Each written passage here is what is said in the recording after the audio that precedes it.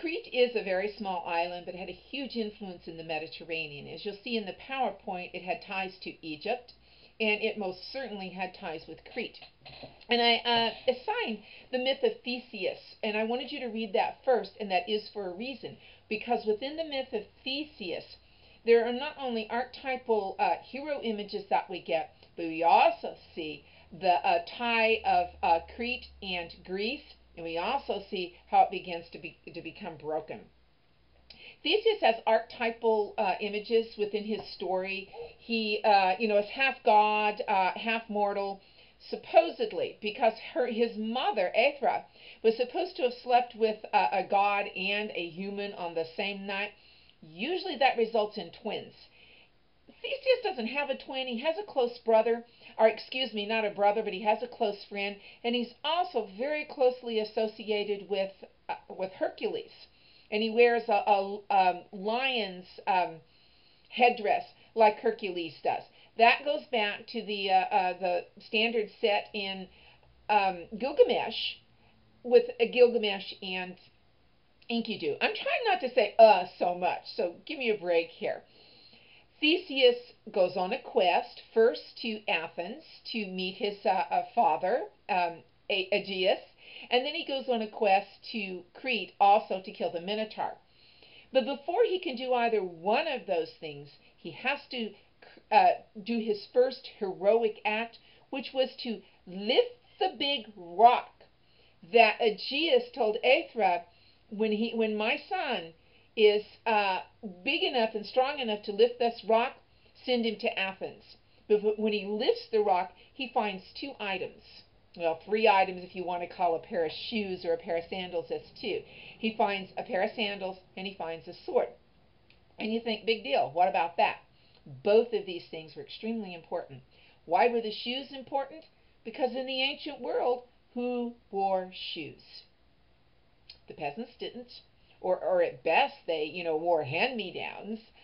The rich and the nobility wore shoes, so it was a sign of his station in life. Shoes play a very important part in other myths and in fairy tales. Jason wears one shoe. That's how he's recognized, Jason and the Argonauts. So I'm not going to have you read that. I do recommend that you read it on your own. And of course, Cinderella. Shoes are important. The sword is also important because it too is a symbol of nobility and high ranking.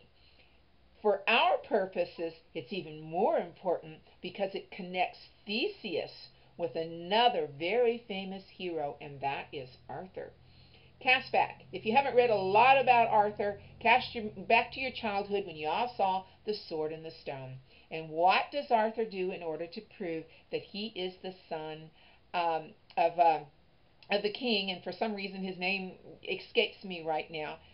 How does he prove that he's the son of the king? He pulls the sword out of the stone, which is basically what Theseus does. So Theseus has several ties with other archetypal heroes, and Theseus also goes to Crete to fight the Minotaur.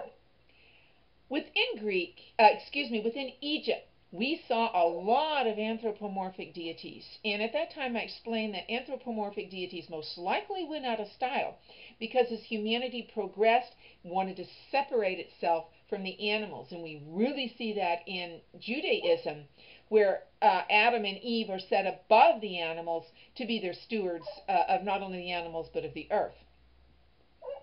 So within Greek myth, we do see anthropomorphic figures and even a god, Pan. Pan is ruled by his goatish impulses. He can't seem to separate himself from that.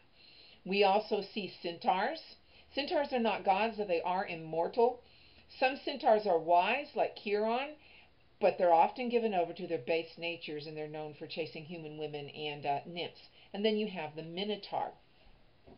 The Minotaur is anthropomorphic, and of course it is the offspring of Pasiphae, who is Minos' wife, and the Cretan bull. The bull continues to be important, which you'll see in the PowerPoint. The Minotaur is extremely base. And every picture and every rendition I have ever seen of the Minotaur, and he does have a name, which of course escapes me at the moment. You're going to think, what does she know about myth? But the Minotaur always has a bull head and a human body. Why is that? Because if it were the other way around, he would be less ruled by his animal instincts and more with logic and reasoning. But he doesn't, because his brain is that of the bull. So we see that progression from Egypt in the anthropomorphism into Greece, where it's not respected and it's not well looked upon. So the poor Minotaur kind of gets a bum rap in that. I mean, hey, it's not his fault.